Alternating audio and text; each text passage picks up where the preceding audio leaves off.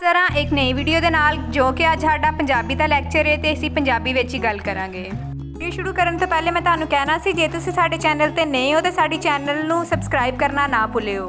ਚਲੋ ਸ਼ੁਰੂ ਕਰੀਏ ਸਾਡੀ ਅੱਜ ਦੀ ਵੀਡੀਓ। ਸਭ ਤੋਂ ਪਹਿਲੇ ਅੱਜ ਅਸੀਂ ਪੰਜਾਬੀ ਦੀ ਕਿਤਾਬ ਤੋਂ ਕਲਾਸਿਕੀ ਸ਼ਾਇਰਾਂ ਤੋਂ ਸ਼ੁਰੂ ਕਰਾਂਗੇ ਜਿਨ੍ਹਾਂ ਦਾ ਸਭ ਤੋਂ ਪਹਿਲਾ ਟੌਪਿਕ ਹੈ ਸ਼ਲੋਕੇ ਫਰੀਦੀ। ਇਹਨਾਂ ਦਾ ਪੂਰਾ ਨਾਮ ਬਾਬਾ ਫਰੀਦ शकरगंज ਸੀ ਤੇ ਅਸਲ ਨਾਮ मसूद ਸੀ। इनके वालिद का नाम जमालुद्दीन सुलेमान था। इनकी वालदा का नाम करासम बीबी था और इनके जो मुर्शद थे वो ख्वाजा मुख्तियार थे। मेरा इनको एक चार्ट में बनाने का मकसद सिर्फ यही था कि आपका ये जो क्लासिकी शायर है इसके साथ साथ इनके जो MCQs हैं वो भी रिपीट हो जाएं, क्योंकि वो बहुत सारे ऐसे MCQs पेपर में आते हैं जिसमें वो इन सब शायर जो हैं इनके वालिद, इनके वालदा, इनके मुर्शद वगैरह का नाम पूछते हैं। उसी के साथ साथ जो जितने भी ये शायर हैं उनके शायरी के कौन कौन से मौज़ूआत थे, किन पे इन्होंने लिखा, वो सारे भी मैं आपको इस वीडियो में बताऊंगी। तो वीडियो को एंड तक लाजमी देखिएगा। अगर आप हमारे चैनल पर नए हैं तो चैनल को सब्सक्राइब करना ना भूलिएगा।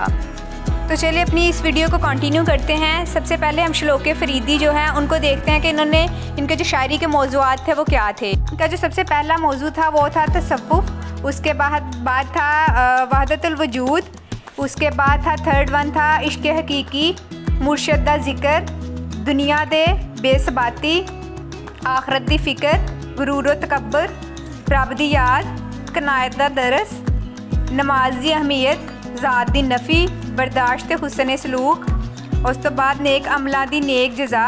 सारे वो मौजू ने जिहदे उत्ते बाबा फरीद शकरगंज ने लिखिया।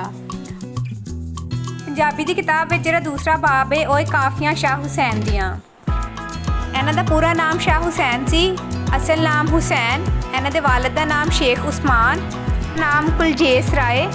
ते उस तो बाद अगर इन्हां दे मौजूआत दी गल कीती जाए तो इन्हां ने भी सब तो पहले तसव्वुफ़ ते दूसरे नंबर ते वहदतुल वजूद, तीसरे नंबर ते इश्क़ हकीकी, उस तो बाद हिजर ते विछोड़े तो अलावा भी इन्होंने बहुत सारे मौजूआत ते लिखिया जो कि मैं इस वीडियो विच प्रॉपरली लिखे हुए तुहाडे सामने शेयर कीते ने। उस तो बाद अगर गल कीती जाए सी हरफी सुल्तान बाहू, यह सुल्तान बाहू ने लिखी सी। इन्हां दा असल नाम बाहू सी। वालिद दा नाम बाज़ैद मुहम्मद, वालदा दा नाम रस्ती बीबी।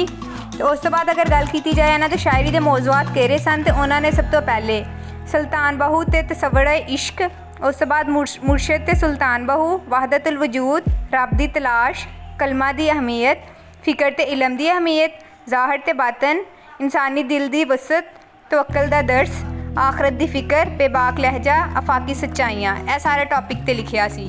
उस तो बाद अगे चलो तो काफियाँ बुल्ले शाह दियाँ। काफियाँ बुल्ले शाह दियाँ बुल्ले शाह ने लिखी। इन्हां दा जेहड़ा असल नाम सी और सैयद मुहम्मद अब्दुल्ला शाह सी। ਇਹ वाला ਜਿਹੜਾ नाम है इन्हां दा असल नाम है बहुत दफ़ा MCQs च पूछा जा चुका है।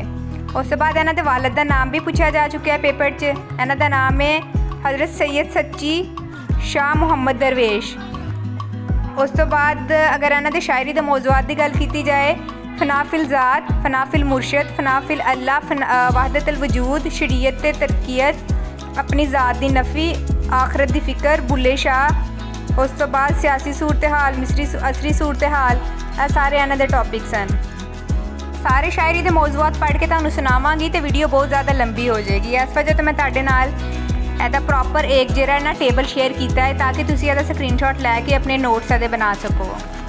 उस तो बाद हीर वारिस शाह ते सैफुल मलूक है।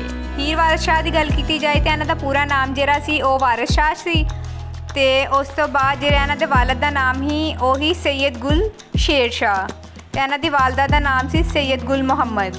ਉਸ ਤੋਂ ਬਾਅਦ ਅਗਰ ਇਹਨਾਂ ਦੇ ਸ਼ਾਇਰੀ ਦੇ ਮੌਜੂਆਤ ਦੀ ਗੱਲ ਕੀਤੀ ਜਾਏ ਤੇ ਇਹਨਾਂ ਨੇ ਕਿੱਸਾ ਹੀਰ ਰਾਂਝਾ, ਪੰਜਾਬ ਦੀ ਤਹਿਜ਼ੀਬ, ਮੂਰਤਾਂ ਦੇ ਹਕੂਕ, ਹੀਰ ਦੇ ਕਿਰਦਾਰ, ਉਸ ਤੋਂ ਬਾਅਦ ਸਿਆਸੀ ਹਾਲਾਤ, ਮਜ਼ਹਬੀ ਹਾਲਾਤ ਤੇ ਹੋਰ ਬਹੁਤ ਸਾਰੇ ਐਸੇ ਟੌਪਿਕ ਨੇ ਜਿਹੜੇ ਇਹਨਾਂ ਨੇ ਲਿਖੇ ਨੇ, ਉਹ ਤੁਸੀਂ ਇਸ ਵੀਡੀਓ 'ਚ ਦੇਖ ਸਕਦੇ ਹੋ।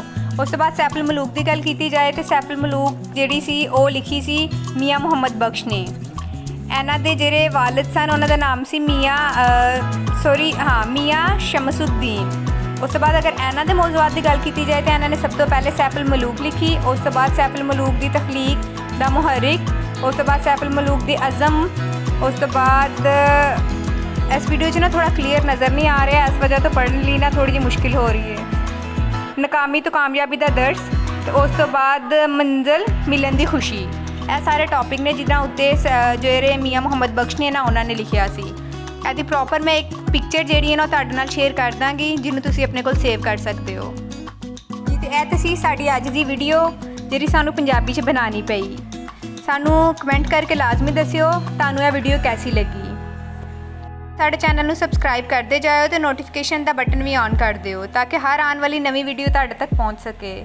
ਤੇ ਕਈ ਜਗ੍ਹਾ ਤੇ ਪੰਜਾਬੀ ਤੇ ਉਰਦੂ ਮਿਕਸ ਹੋ ਗਈ ਹੈ ਤੇ ਉਹਦੇ ਵਾਸਤੇ ਮੈਂ ਤੁਹਾਨੂੰ ਸੌਰੀ ਕਹਿੰਦੀ ਹਾਂ। ਤੇ ਚਲੋ ਮਿਲਦੇ ਹਾਂ ਇੱਕ ਨਈ ਵੀਡੀਓ ਦੇ ਨਾਲ। ਉਦੋਂ ਤੱਕ ਅੱਲਾ ਹਾਫਿਜ਼।